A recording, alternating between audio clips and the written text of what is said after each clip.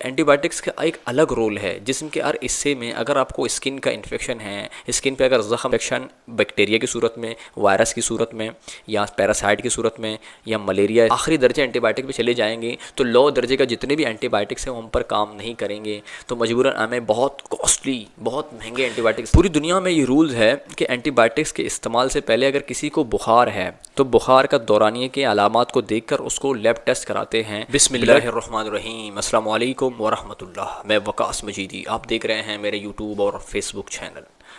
नाजरीन, आज जो हमारा मुख्तसर सा टॉपिक है वो एग्जिस्ट ऑफ एंटीबायोटिक्स है। किस तरह से लोग एंटीबायोटिक्स का बेतहाशा इस्तेमाल करके ख़ुद को नुकसान पहुंचा रहे हैं। एक छोटे से बुखार में वो जाकर फ़ौरन से मेडिकल स्टोर पहुंच जाते हैं और अपने मनपसंद एंटीबायोटिक्स का चूज़ करते हैं। हालांकि एंटीबायोटिक्स का एक अलग रोल है जिस्म के हर हिस्से में। अगर आपको स्किन का इन्फेक्शन है, स्किन पर अगर ज़ख़म लगा है उसको भरने के लिए अलग एंटीबायोटिक है, और गले के इन्फेक्शन के लिए अलग है, मसाने के लिए अलग है। इस तरह पूरी बॉडी के अलग अलग इन्फेक्शन एरिया में अगर है तो उसको ट्रीट करने के लिए अलग एंटीबायोटिक्स हैं। तो सबसे पहले हमें कम एंटीबायोटिक का जो दर्जा है उससे शुरू करना है।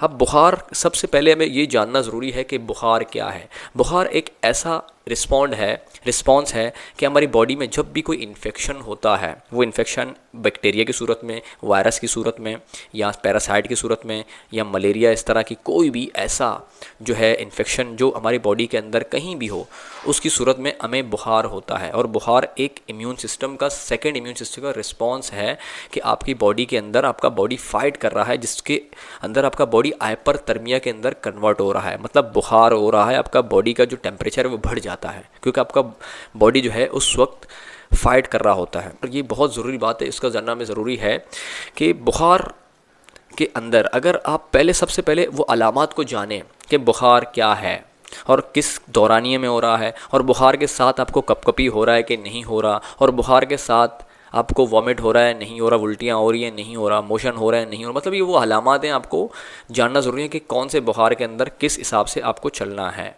और क्या आपको करना है। ये बग़ैर मुआलिज के, बग़ैर फिजिशियन के ये मुमकिन ही नहीं है कि आप खुद से एंटीबायोटिक चूज़ कर सकें।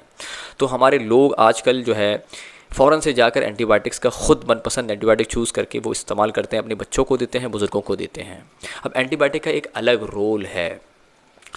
पूरी दुनिया में ये रूल्स है कि एंटीबायोटिक्स के इस्तेमाल से पहले अगर किसी को बुखार है तो बुखार का दौरानिए के अलामात को देखकर उसको लैब टेस्ट कराते हैं, ब्लड कल्चर करवाते हैं, सीबीसी करवाते हैं, फिर वो एक लो दर्जे का एंटीबायोटिक्स उसको शुरू कराते हैं ताकि उससे वो कंट्रोल या मैनेज हो सके।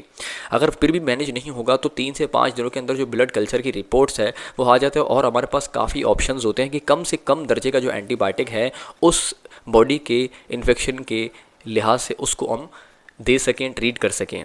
लेकिन यहाँ हरगिज़ ऐसा नहीं है, और हमारे जो डॉक्टर्स हजरात भी हैं और ख़ास तौर पर जो अत्ताई डॉक्टर्स हैं वो फ़ौरन से उनको लिख के देते हैं और वो इसको इस्तेमाल करते हैं, क्योंकि हमारे पास फिर आगे का ऑप्शंस मौजूद ही नहीं होता अगर हम स्ट्रॉन्ग एंटीबायोटिक इस्तेमाल कर सकें। उससे ये होता है कि हमारी जो बॉडी का जो बुखार है या इन्फेक्शन है वो कंट्रोल तो हो जाता है, लेकिन हमारे पास उससे फिर बेहतर ऑप्शंस मौजूद नहीं होता।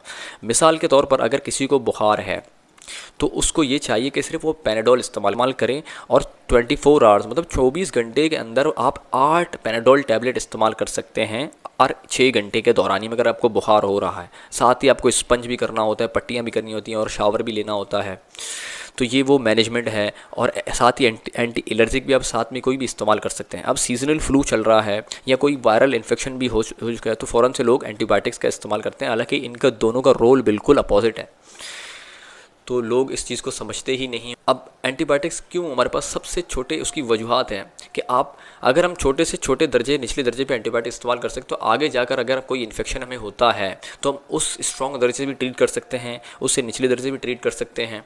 तो अगर हम मुसलसल इस तरह से एंटीबायोटिक इस्तेमाल करते हैं, एक ऐसा टाइम आएगा कि हम आखिरी दर्जे एंटीबायोटिक पे चले जाएंगे तो लो दर्जे का जितने भी एंटीबायोटिक्स हैं वो हम पर काम नहीं करेंगे। तो मजबूरन हमें बहुत कॉस्टली, बहुत महंगे एंटीबायोटिक इस्तेमाल करने पड़ेंगे, इंजेक्शंस की सूरत में हो जाएंगे। वो आखिरी जो दर्जे का एंटीबायोटिक कॉलेस्टीमेट सोडियम है, कॉलेस्टीन है उसके साथ, और मेरोपेनम, वेंको, अगर इन पे हमारी बॉडी रेजिस्ट हो गई तो हमारे पास कोई दूसरा ऑप्शन नहीं होगा।